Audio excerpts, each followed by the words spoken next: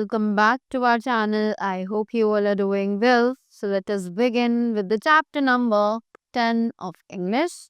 And the name of the chapter is Exercise and Growth. Right?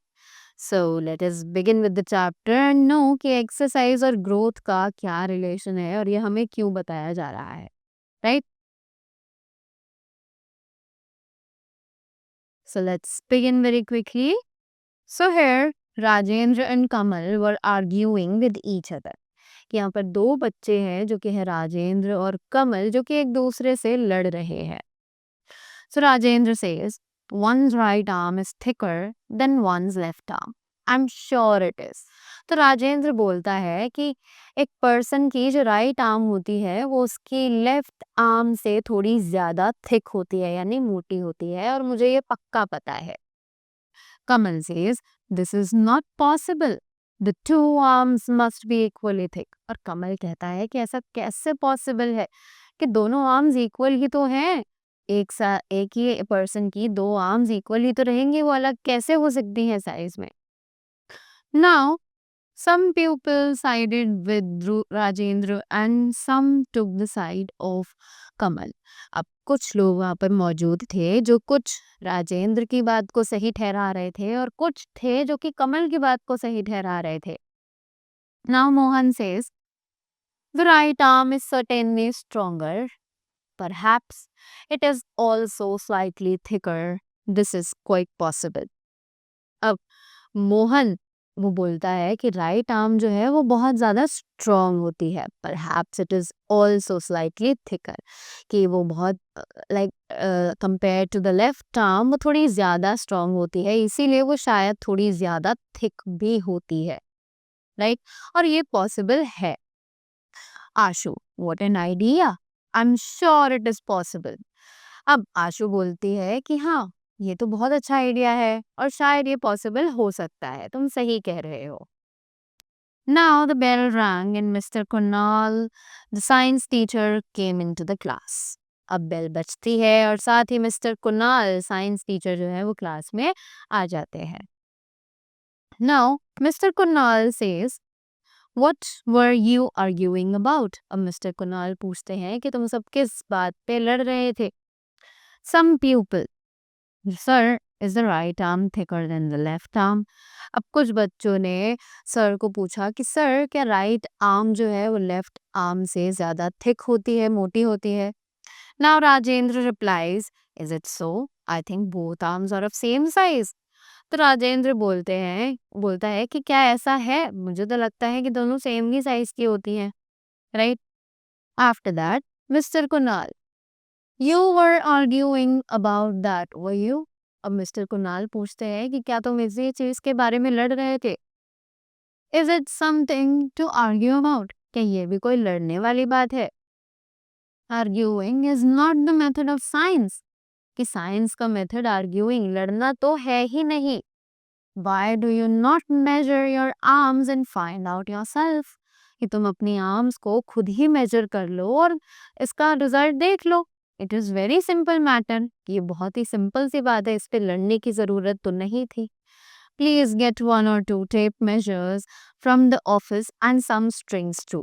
और बोला गया कि जल्दी से ऑफिस जाओ और वहाँ से कुछ टेप मेजर टेप या फिर कुछ स्ट्रिंग्स लेकर आओ. Now after that, so the pupils brought 2 tape measure and some strings. उसके बाद लोग वहाँ पर कुछ tape measures और कुछ strings लेकर आए. They measured the size of one another's arm carefully using a tape or a piece of string.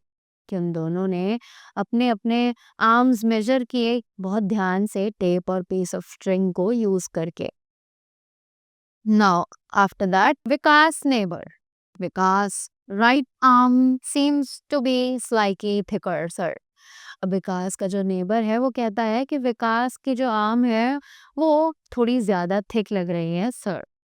Aman's neighbor, Aman's right arm is thicker than his left arm by 2 or 3 mm, sir. अब अमन बताता है कि अमन का जो neighbour है वो बताता है कि अमन का जो राइट आर्म है वो लेफ्ट वाले से 2 से 3 mm थोड़ा बड़ा है. Right. Soon everybody was saying one one's right arm is slightly thicker. और बहुत जल्द सभी लोग ये कहने लगे थे कि एक इंसान का जो राइट आर्म होता है वो ज़्यादा मोटा होता है, right, as compare to the left one. Now mister Kunal says, do not be so short and do not be in a hurry. अब मिस्टर कुणाल कहते हैं कि इतने ज़्यादा श्योर मत हो और इतनी ज़्यादा जल्दबाजी में भी आंसर मत करो. Is everybody's right arm thicker than his left arm? क्या सभी की राइट आर्म उनके लेफ्ट आर्म से ज्यादा बड़ी है?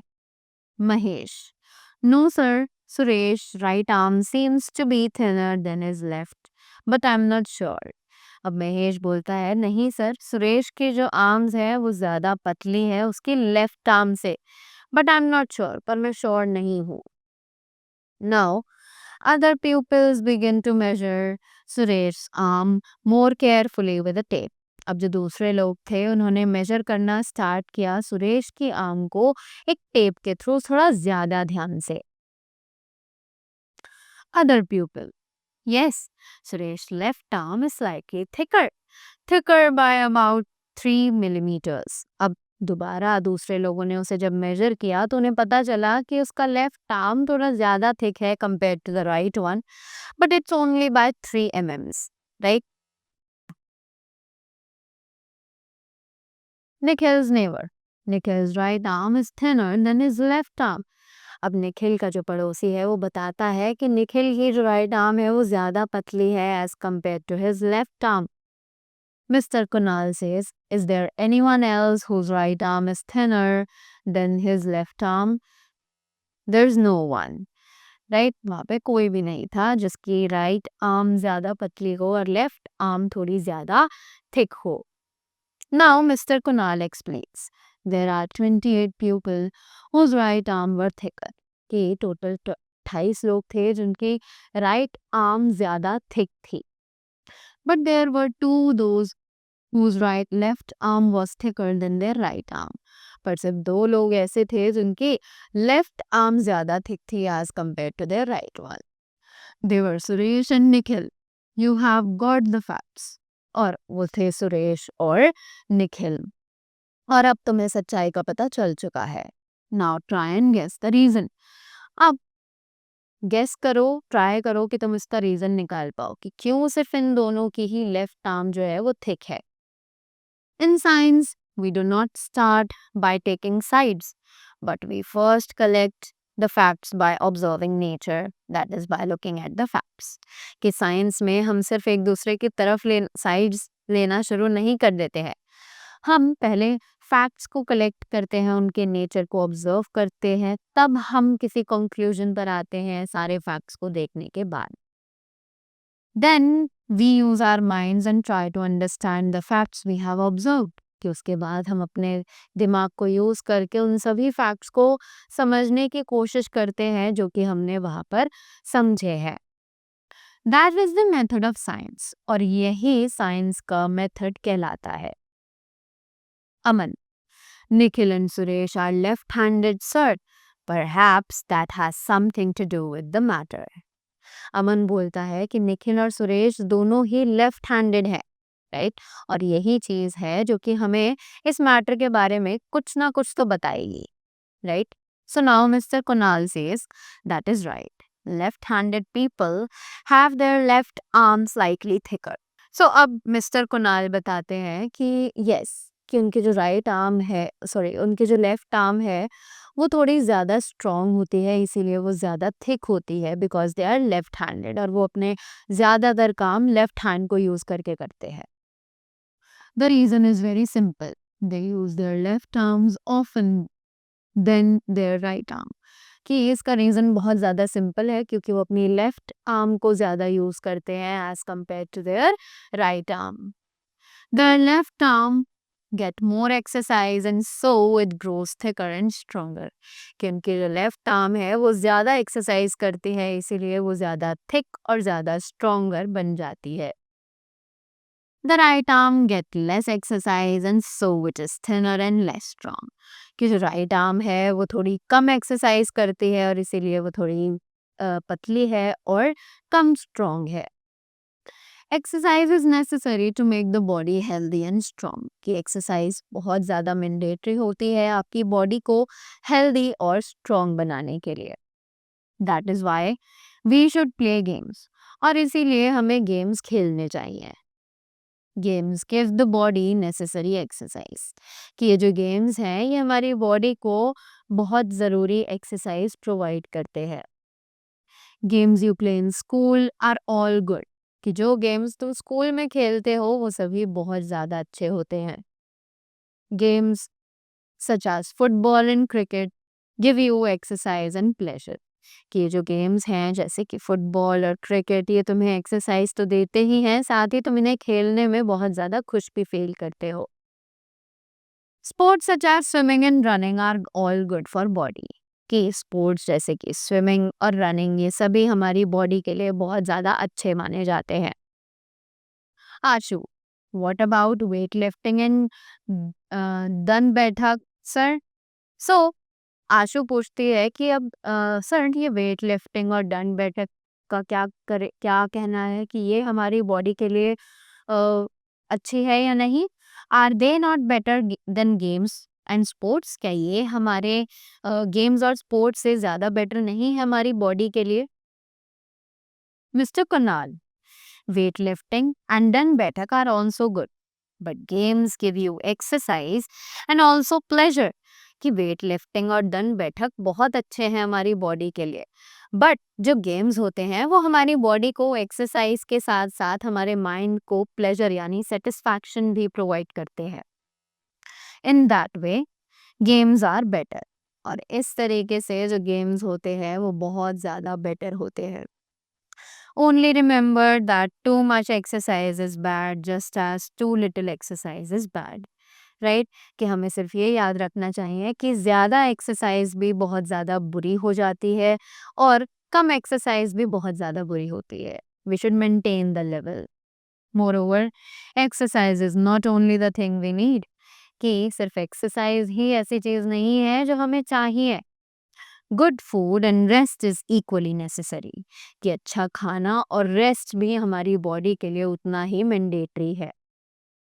After that, not too much and not too little is the best rule in all these matter, right, कि न ज़्यादा न कम इन सब चीज़ों के लिए बहुत ज़्यादा बेटर है। We should always maintain the balance between the exercise, the good food and the rest, right. Ashu, what about yoga exercises sir? अब आशु पूछती है कि योगा एक्सरसाइज के बारे में आपका क्या कहना है sir?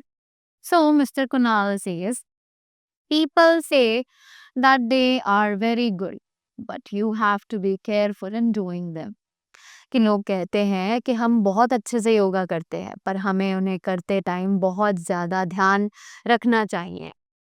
You must learn from an expert and do them under his guidance, just as you must learn dancing or singing from an expert, right?